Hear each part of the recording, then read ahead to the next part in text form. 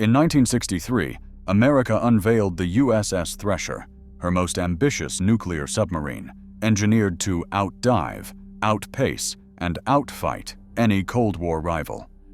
Hailed as virtually unsinkable, the Thresher was the Navy's cutting-edge answer to Soviet power, with 129 of the nation's best aboard for a mission that would prove her mettle.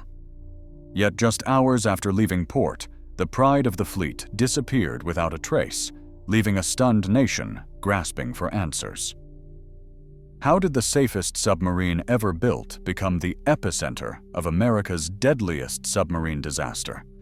The events leading to that moment would change everything the world thought it knew about the Thresher, and about the ocean's unforgiving depths. Commissioned in 1961, USS Thresher was the first of a new breed of nuclear-powered attack submarines, an engineering marvel built to dominate the world's oceans during the height of the Cold War. At 278 feet in length, with a hull forged from high-strength steel, Thresher was rated to dive deeper than any American submarine before her, down to 1,300 feet, nearly a quarter-mile beneath the surface. Her nuclear reactor promised a range limited only by the endurance of her crew, granting the Navy a hunter that could remain hidden for months, far from friendly shores. American naval leadership hailed Thresher as the answer to Soviet advances, a vessel whose speed, stealth, and depth would tip the balance of power beneath the waves. At her commissioning ceremony, admirals spoke of a new era, one where American technology would keep the nation secure and where the ocean itself could be mastered. The submarine's quiet propulsion and advanced sonar systems offered a level of detection and evasion unmatched by anything else in service. Newspapers called her unsinkable. Shipyard workers and naval architects pointed to her welded pressure hull and intricate network of watertight compartments as proof of progress. For the public, Thresher became a symbol of American ingenuity, proof that the United States could outpace any rival, even in the most hostile environment on Earth. Every detail, from her reactor shielding to her reinforced bulkheads, was designed to withstand the crushing pressure of the deep. In the tense atmosphere of the early 1960s, Thresher was not just a warship, but a statement of national resolve. April 10, 1963. At precisely 7:47 in the morning, USS Thresher slipped her lines at Portsmouth Naval Shipyard and eased into the cold Atlantic. Commander John Wesley Harvey stood at the helm, overseeing a crew of 112 sailors and officers, joined by 17 civilian engineers and shipyard specialists, a total of 129 lives entrusted to the deep. The mission: to test the limits of the Navy's most advanced submarine after months of overhaul and upgrades. These post-refit trials would push Thresher to her rated dive depth, verifying every repair and system under the crushing pressure of the open ocean. Anticipation ran high as the boat cleared the harbor. For many aboard, this was a chance to prove the ship's readiness, to demonstrate that American engineering could conquer even the most hostile environment. The Atlantic stretched wide and empty, offering no margin for error. Below decks, systems hummed and checklists ticked down. Each compartment was manned, each valve and gauge monitored by men trained for the unexpected. As Thresher began her descent, the mood was a mix of routine professionalism and quiet tension. Every deep dive trial carried risk, but the stakes felt higher on this boat, with so many experts watching, so much riding on success. Orders passed crisply from control room to engine spaces. The submarine angled downward, leaving sunlight and surface behind. Above, the support ship USS Skylark kept a steady watch, ready to track every move by underwater telephone. The test had begun. The ocean waited. At 9:13 a.m., the underwater telephone aboard USS Skylark crackled with a message from Thresher. Experiencing minor difficulties, have positive up angle, attempting to blow. The hiss of compressed air bled through the static, a sound familiar to any submariner, a desperate rush to fill the ballast tanks and force the boat upward. Skylark's bridge crew traded glances, straining to interpret the broken phrases. The next transmission was even less clear. Fragments, a number, 900, then silence. At 9:17, a final garbled word drifted up. Test depth. The line went dead. Within moments, the Skylark's captain ordered emergency procedures. Signal grenades thundered into the sea at regular intervals, each detonation a coded call for Thresher to surface.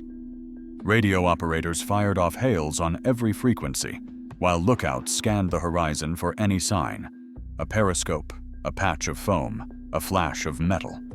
The ship's log filled with unanswered queries and mounting tension. By 10:45, the search grid widened. Destroyers and patrol planes converged on the coordinates. Still, the only evidence was a thin, bluish oil slick spreading across the waves. No debris, no survivors, no reply. Skylark's crew, trained for rescue, found themselves powerless, staring at a patch of empty ocean. The Atlantic had swallowed Thresher whole, leaving behind only confusion, fear, and the first hints of a disaster the Navy could not yet explain. The search for answers pushed investigators beyond the limits of 1960s technology. Trieste II, a deep-diving bathyscaphe, descended to 8,400 feet, where the pressure exceeded 3,700 pounds per square inch. Its cameras captured images of shattered hull plates, scattered machinery, and a debris field fanned across the seabed, evidence of a violent implosion. Navy engineers mapped the wreckage, noting the submarine had broken into thousands of pieces, each torn apart by forces no structure could withstand.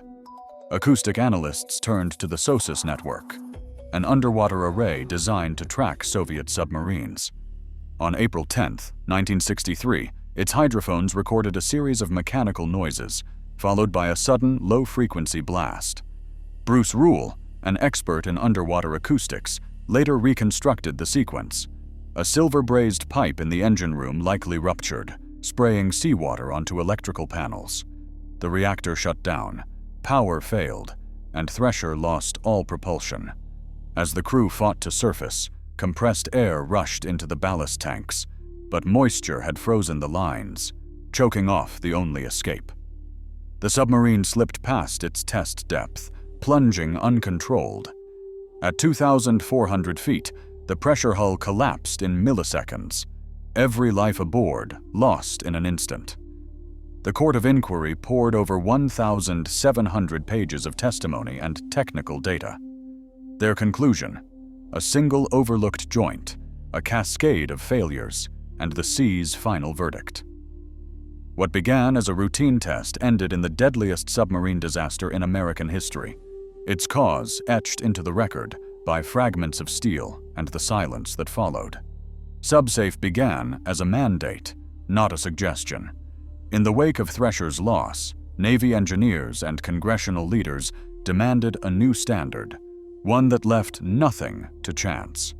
Every submarine built or overhauled after 1963 faced a gauntlet of inspections: watertight integrity, traceable materials, and proof that every weld and valve could withstand the deep. Documentation became as critical as steel, with records tracking each component from factory to hull. Emergency systems, especially ballast blows, were tested under simulated disaster conditions before a submarine ever left port. The program's architects insisted on redundancy and independent checks at every stage. Since Subsafe's introduction, not a single U.S. submarine certified under its protocols has been lost at sea, a record unmatched anywhere in the world. Each April, families and shipmates gather at Portsmouth Naval Shipyard, standing before a granite wall etched with 129 names. The ceremony is quiet, marked by wreaths, salutes, and the tolling of a bell for each life lost. At Arlington National Cemetery, a cenotaph bears Thresher's crest, a permanent reminder among the nation's heroes. These memorials draw not only relatives, but also submariners from around the world who come to pay their respects. The story of Thresher crosses generations and borders, shaping the traditions of navies far beyond America. In every remembrance, the loss is counted not just in numbers, but in the futures left behind and the lessons carried forward. The legacy of the Thresher's crew endures in stone, ceremony, and the unbroken promise of safety at sea.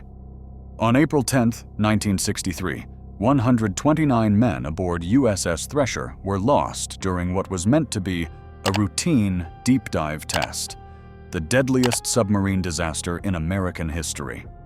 Investigators determined that a burst saltwater pipe and electrical failures at extreme depth led to the tragedy, findings supported by SOSUS acoustic data and the official Court of Inquiry reports.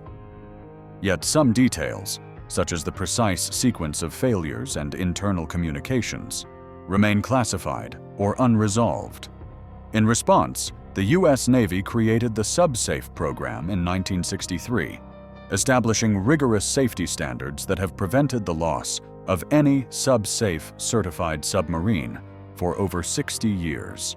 Memorials at Portsmouth and Arlington ensure the Thresher's crew are not forgotten. The lessons learned from Thresher continue to shape submarine safety worldwide, underscoring the enduring impact of this sacrifice on every submarine sailor who has followed.